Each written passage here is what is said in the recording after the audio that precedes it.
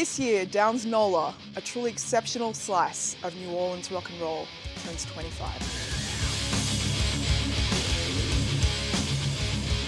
Hey, I'm Christina, welcome to The Void. I'm here to introduce you to a very special episode that I've cut together to celebrate the 25th anniversary of Downs NOLA. So NOLA is a record I would say is like the Appetite for Destruction of the New Orleans sound. It is all killer, no filler, it's soulful and savage, the riffs are insane, there's just this incredible lyrical story, and it's just a really cohesive album. They went on to record a whole series of records after this came out in 1995, but this one was particularly special. They were to be celebrating it like in a couple of months, the anniversary at Hellfest and a bunch of other dates. So I thought, let's tide everyone over with some moments. This interview mainly features Down frontman Phil Anselmo, who you may know from Pantera, Kirk Windstein of Crowbar, who was heavily involved in the band, and whilst he'd been out for a while, was coming back for the reunion shows that were to take place around now.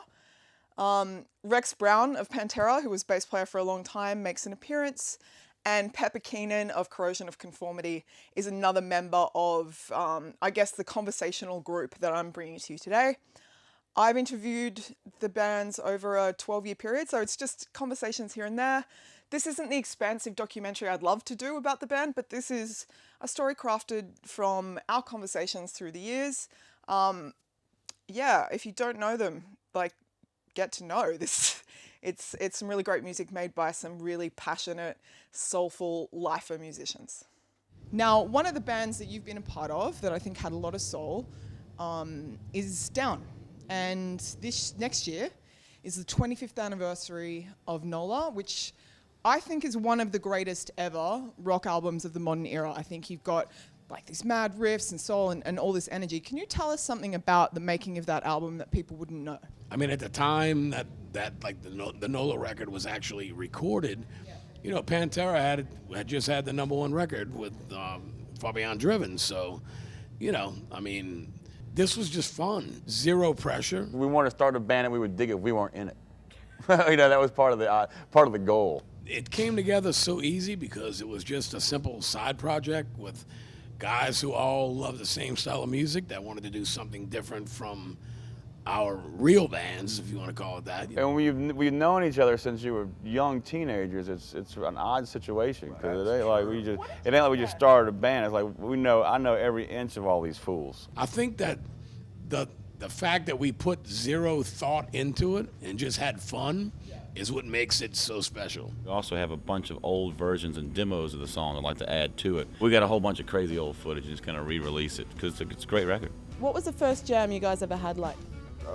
It was so productive that we wrote 3 songs and we did the demo right on the spot. And, you know, working, like a lot of people have a preconceived notion about Phil that is totally wrong, that he comes across as though he'd be, he's got to be in charge and all this kind of shit. And it couldn't be any more opposite, honestly. He's very easy to work with. He really is. And he taught me a lot of stuff. Like, in a lot of ways, he taught me how to write songs in a sense of arrangement. Like, he's a great writer, riff-wise and whatnot, but his real talent, in my opinion, lies in arranging songs. Like, he knows when it's time for a key change. He knows when it's time for a tempo change, time for a break in a song or whatever.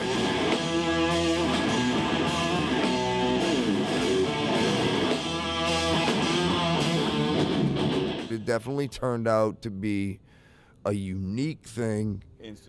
Instantly, yeah. And we would take the demo. This is an old story, but I took that demo and I played it for motherfuckers around the world. I remember right after we cut the demo, I flew and met with Pantera.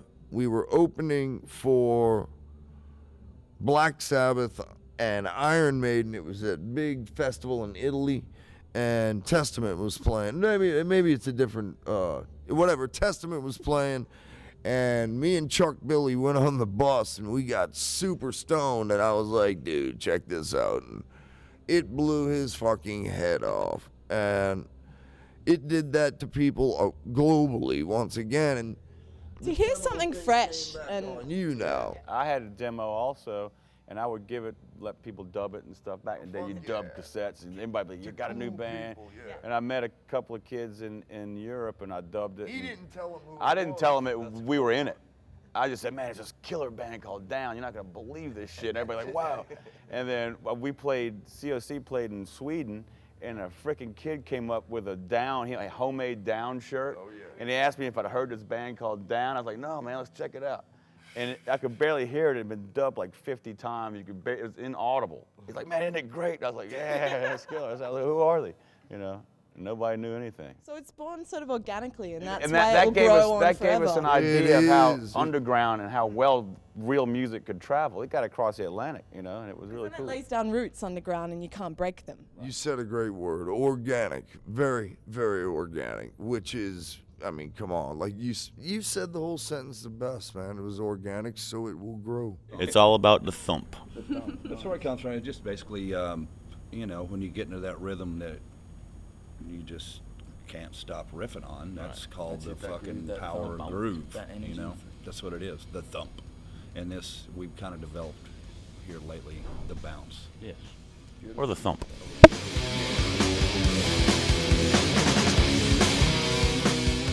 I think it's interesting, the whole New Orleans sound. Like, I've never been there, but you know it when you hear it. We wouldn't be Down if we weren't from that vicinity, I'm That quite is sure. true as well. New Orleans is a filthy pile of hot sex and shit. Everything there is thick. The air, the women, the patois. Just thinking of that city makes me want to get fucked on a balcony. The rest of America doesn't deserve New Orleans. And I just thought, it's so, like, I not haven't rude. been there. That's not rude I at think all. it's kind of like, I'm like, I haven't pretty been there. true. Yes. It's pretty true. It is. That's I mean, why so much honestly, good music comes yeah. out of it. Awesome, yeah. I guess That sounds like so. a place man. to go. Yeah. It's Yeah. like a whole different weird. You know, every city has different sounds. You know, like there was obviously Seattle, and then there's whatever, but New Orleans has its own thing. You can't pigeonhole a band like Down into just this southern rock type thing. Once again, we really can't help it from, we're from the South. There's a lot to be said for the environment that bands and artists come from. And, bands that were from New York or Manchester or Jamaica or, Seattle. You can't help but absorb. Yeah, you just kind of an extension of your environment. We were from the middle of the desert.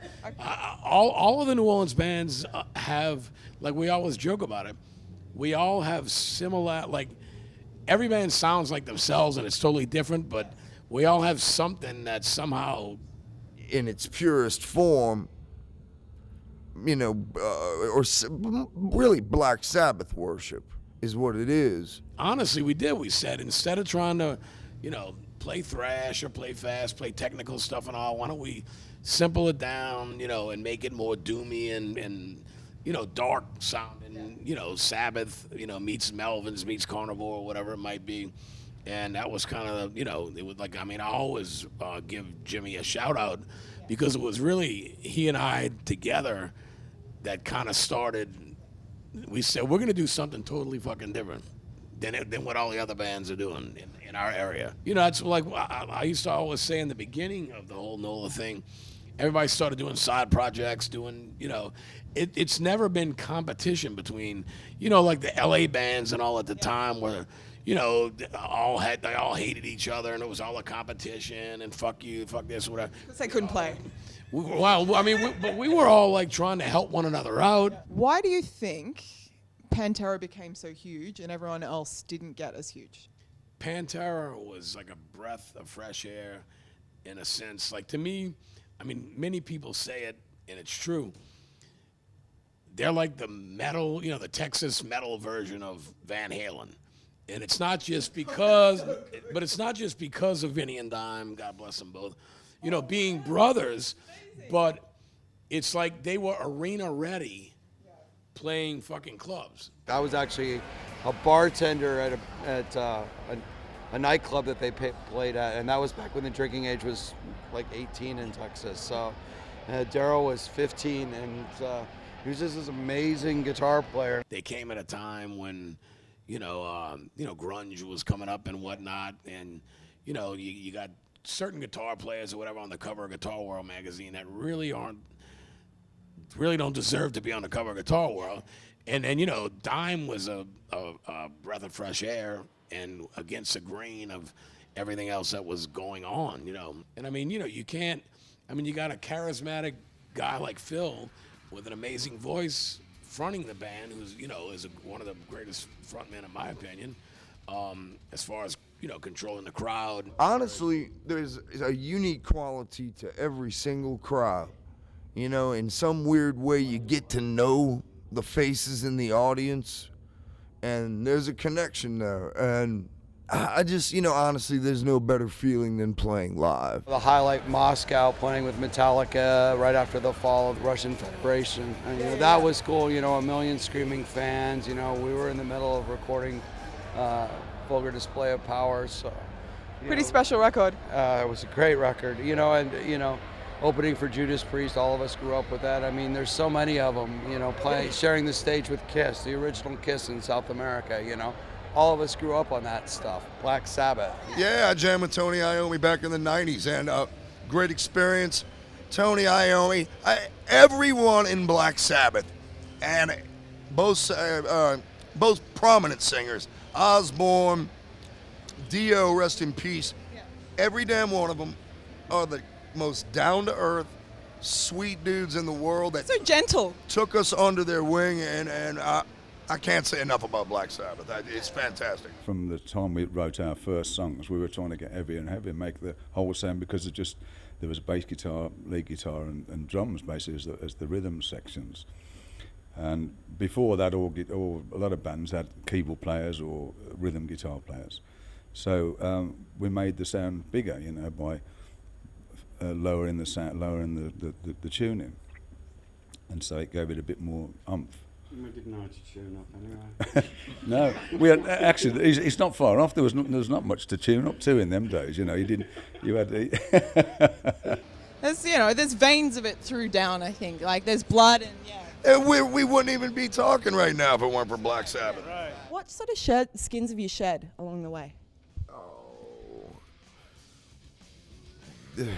You shed the skin of childhood, puberty, the ignorance of having the strongest body that you've ever had in your 20s, and not knowing what you had in your 20s, and you know, we've been blessed, honestly, to be the bulletproof in bands. mentality where you think you could just do anything.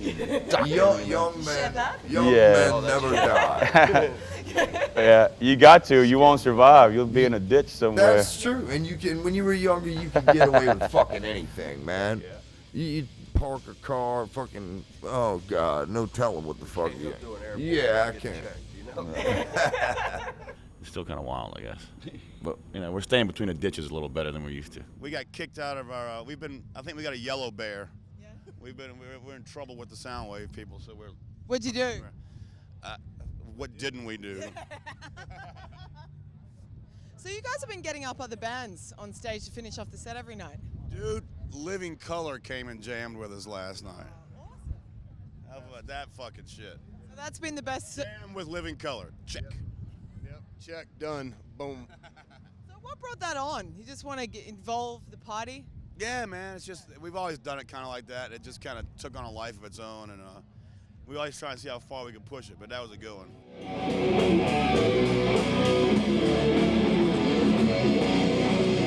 What's your history with Pepper Keenan? And how do you kind of see each other as players? How do you think you're like different and what do you share? As far as, you know, playing wise, Pepper and I could not be any more polar opposite. Really? But that's what works well. He's a lot more raw than I am. Although I'm self-taught, I'm a lot more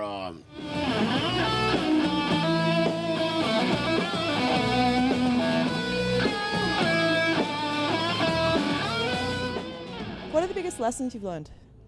It's a big question, but To be humble and with your bandmates, not with you, but with your bandmates.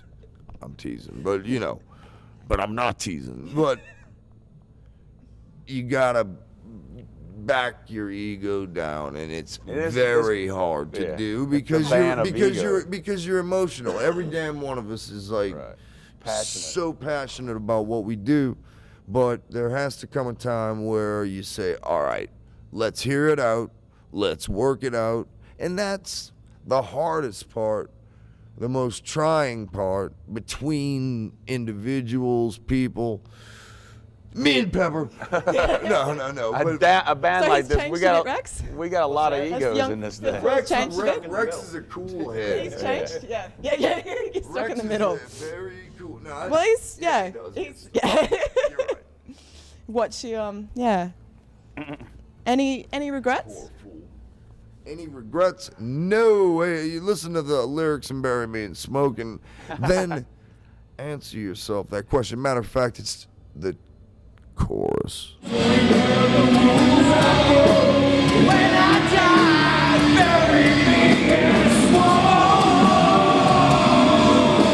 What's keeping you guys inspired?